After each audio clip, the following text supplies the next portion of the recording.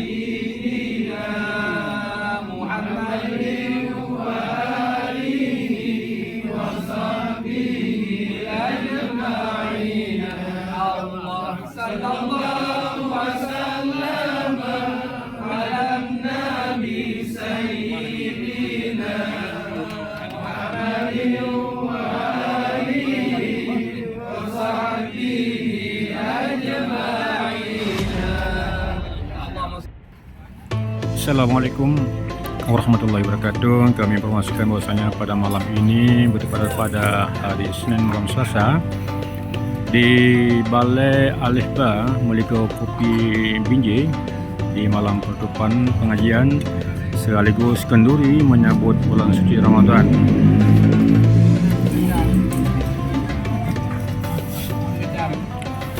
Alhamdulillah jamaah pada malam ini sangat ramai sekali karena dan suasana penutupan kenduri menyambut bulan suci Ramadan.